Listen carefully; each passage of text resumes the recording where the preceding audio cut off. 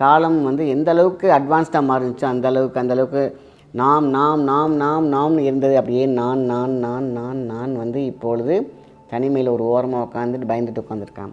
எதிரி இல்லா வாழ்க்கை, நோய் இல்லா வாழ்க்கை, தொல்லை இல்லா வாழ்க்கை, இது எல்லாரும் இருந்தால் எவ்வளோ சூப்பராக இருக்க முடியும். சில பேருக்கு வந்து மறைமுக எதிரி இருப்பாங்க, சில பேருக்கு நேராகவே இருப்பாங்க, சில பேருக்கு வந்து பார்த்திங்கனாக்கா சொல்லியே செய்வாங்க, பாரு அவனை அழிச்சே தீர்வான் அப்படிம்பாங்க.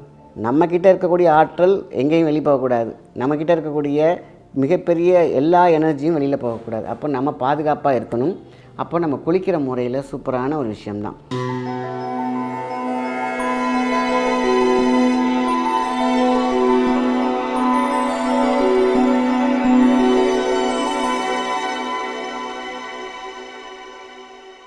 வணக்கம், உங்கள் மாயன் செந்தில்குமார். இன்றைய பரிகாரம் ரொம்ப முக்கியமானது. எதிரி இல்லா வாழ்க்கை, நோய் இல்லா வாழ்க்கை, தொல்லை இல்லா வாழ்க்கை, இது எல்லாரும் இருந்தால் எவ்வளோ சூப்பராக இருக்க முடியும். இப்போ பார்த்தாலும் பின்னோக்கியே நம்ம பார்த்துட்டு இருந்தோம்னா, அவன் குத்திடுவானோ, அவன் முதுகில் குத்திடுவானோ, நம்மளை சாய்ச்சிடுவானோ, எதுக்காக பயப்படணும்? ஸோ நம்மளை ஒரு பாதுகாப்பு வளையத்துக்குள்ளே வச்சுக்கிட்டோம் அப்படி கேட்டிங்கன்னா இந்த விதமான பயம் தேவையில்லை. இன்றைக்கி வந்து போட்டி பொறாமை இந்த மாதிரியான வாழ்க்கைகளை இந்த சூழ்நிலையில் இந்த வட்டத்தில் இருக்கிறதுனால, அந்த காலத்துலலாம் அப்படி கிடையாது. தானும் வாழணும், அடுத்தவங்களும் வாழணும், குடும்பமும் வாழணும், ஊரும் வாழணும், உலகமும் வாழணும், பெரிய ஒரு மனப்பான்மை இருந்துச்சு. அது பறந்த விழுந்த ஒரு மிகப்பெரிய ஒரு மனம். இன்றைக்கி குரூப்டு மைண்டாக காலம் வந்து எந்த அளவுக்கு அட்வான்ஸ்டாக மாறிச்சோ அந்த அளவுக்கு நாம்னு இருந்தது. அப்படியே நான் வந்து இப்பொழுது தனிமையில் ஒரு ஓரமாக உட்காந்துட்டு பயந்துட்டு உட்காந்துருக்கான். ஸோ எந்த அளவுக்கு சம்பாதிக்கிறோமோ அந்தளவுக்கு பாதுகாப்பு தேவைப்படுது. எந்த அளவுக்கு நம்ம அசட் வைக்கிறோமோ அந்தளவுக்கு பாதுகாப்பு தேவைப்படுது. எந்த அளவுக்கு நம்ம ஒர்க் அவுட் பண்ணுறோம், எந்த அளவுக்கு ஒரு விஷயத்தை செய்கிறோம்னாக்கா, ஐயோ கண் வச்சுருவாங்களோ, ஐயோ அப்படி பேசிடுவாங்களோன்னு பயத்தில் வாழ வேண்டிய சூழ்நிலை. நம்ம தெளிவாக இருந்தாலும் எப்படி நம்ம வண்டி வாகனம் நல்லா தான் ஓட்டினாலும் ஆப்போசிட்டில் வந்து ஒரு ஆக்சிடென்ட் பண்ணிடுறாங்க. ஸோ ஆப்போசிட்டில் இருக்கிறவங்களும் நம்ம வந்து சரியாக இருக்காங்களா, இல்லை நம்ம சரியாக இருக்கோமா, இதெல்லாம் நம்ம வந்து பெரிய ஒரு கொஸ்டினாகவே இருந்தாலும் நம்ம பாதுகாப்பாக இருந்தோம்னாலே இது சரியாக அமையும். சரி, இதுக்கான ஒரு பதிவு. என்றைக்குமே நம்ம எதிரிகளை நம்ம காணாத, சில பேருக்கு வந்து மறைமுக எதிரி இருப்பாங்க, சில பேருக்கு நேராகவே இருப்பாங்க, சில பேருக்கு வந்து பார்த்திங்கனாக்கா சொல்லியே செய்வாங்க, பாரு அவனை அழிச்சே தீர்வான் அப்படிம்பாங்க. இதனால் என்னாகும்? பயம். நிம்மதியான சாப்பிட முடியாது, நிம்மதியாக தூங்க முடியாது. அவன் வந்து கதவை தட்டினா யாராக இருக்குமோ அப்படின்ற ஒரு பயம். ஃபோன் வந்துச்சுன்னா யார் மிரட்டுவான்ற ஒரு பயம். இந்த பயம் இல்லாமல் சந்தோஷமாக இருக்கணும்னு தான் எல்லாருமே நினைக்கிறாங்க. ஸோ நம்மக்கிட்ட இருக்கக்கூடிய ஆற்றலை பெரிதுபடுத்திக்கணும், நமக்குள்ளே ஒரு பாதுகாப்பு வலையை வச்சுக்கணும்.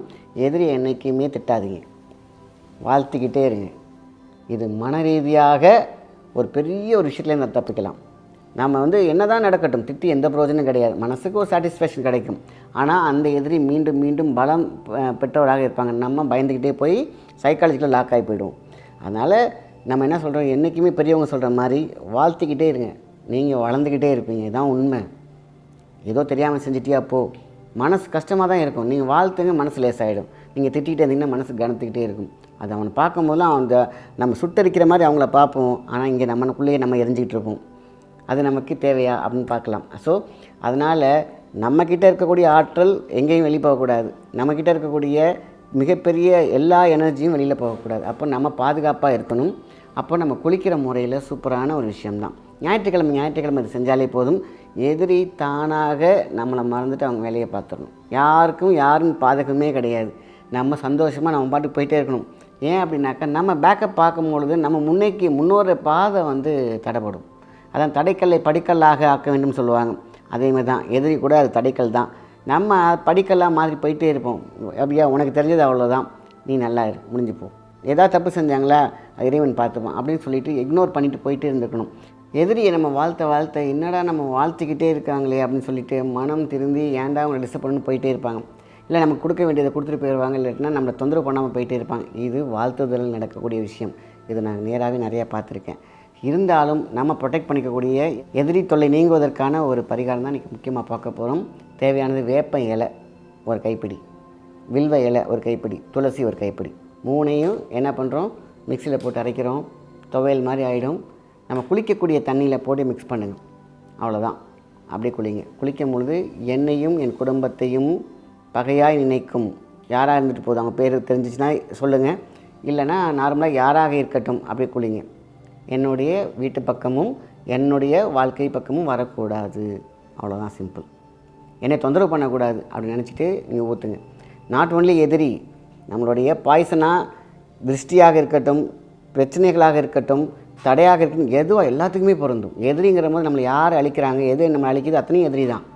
நம்மளை வாழ்க்கையை அழிக்கக்கூடிய எல்லாமே, அது மனுஷனாக இருக்கலாம், இல்லை பொருளாக இருக்கலாம், இல்லை காற்றாக இருக்கலாம், எந்த திருஷ்டியாக இருக்கலாம், ஏதாவது நெகட்டிவிட்டி நம்மளை தாக்குது பார்த்திங்கன்னா அது எதுவாக இருக்கலாம். ஆக நமக்கு ஒரு பெரிய ஒரு பாதிப்பு ஏற்படக்கூடிய அதுவும் எதிரி தான். அப்போது எதையுமே நம்ம என்ன உங்களுக்கு பாதிப்பு இருக்கோ, ஒரு ஒரு சுகர் ப்ராப்ளம் இருக்குது, இதெல்லாம் வந்து என்னடா வியாதிக்கெலாம் சொல்கிறேன்னு நினைக்காதீங்க. இது எல்லாத்துக்கும் மனமே மகா ஒரு சக்தி. அது என்னை பாடாய்படுத்தி கொண்டு இருக்கும் வியாதி, அது வந்து ஏதோ ஒன்று டிஸ்டர்ப் பண்ணுறதுனால அது வந்திருக்கும். அதையும் நம்ம டிஸ்டர்ப் பண்ணக்கூடாது. என்னை பாடாய்படுத்தி கொண்டு இருக்கும் எதிரி, அது யாராக வேணால் இருந்திருக்கு. என்னை பாடாய்படுத்திருக்கும் கடன் தொல்லை இருக்கட்டும், ஏதாவது உங்களை பாதிக்குதா அதை சொல்லி அப்படியே குளிக்கணும் பொறுமையாக. தண்ணியில் பக்கெட்டில் கலந்துக்கிறீங்க இல்லையா, என்ன போட்டிருக்கோம், வேப்ப இலை, துளசி, வில்வம். என்றைக்குமே இந்த 3மே மகா சக்தி வாய்ந்தது. உடனே கந்திருஷ்டிலாம் உடனே போய்டும் இந்த மாதிரி குளிச்சிங்கனாக்கா. அதாவது கிடுக்குன்னு குளிக்காமல் பொறுமையாக குளிச்சுட்டு அதுக்கப்புறம் நம்ம ஷவரில் நார்மல் வாட்டரில் குளிங்க. வாரத்துக்கு ஒரு தடவை குளித்தாலே போதுமான விஷயம். எதிரி நம்ம விட்டு போயிடுவாங்க, நல்ல மனுஷனாக மாறுவாங்க. அவங்களுடைய குரோத எண்ணம் வந்து மாறும். ஏன்னா நம்ம ஆறா அவங்கள போய் அமைதிப்படுத்தும், சுவாசத்தைப்படுத்தும். இதுதான் பேலன்சிங். இதுதான் நம்ம சந்தோஷமாக வாழலாம். திரும்பி பார்த்துட்டு பயந்துகிட்டே இருக்க தேவையில்லை, போய்கிட்டே இருக்கலாம். நமக்கு ஒரு உடம்பை சுற்றி ஒரு ஆறா ஒன்று உருவாகும், ஒரு சக்தி ஒன்று உருவாகும். அப்போ எதிரி தொல்லை இருக்காது. இதுதான் ரொம்ப முக்கியமான விஷயந்தான். இது சண்டே நம்ம குளிப்பதன் மூலமாக நம்மளுடைய வாழ்க்கையை நம்ம புதுப்பிச்சுக்கிட்டே இருக்கலாம், ஃப்ரெஷ்ஷாக இருக்கலாம், சந்தோஷமாக இருக்கலாம். எதிரி தொல்லை இருக்கவே இருக்காது. நல்ல விஷயத்தை மற்றவங்க ஷேர் பண்ணுங்கள். நன்றி, வணக்கம்.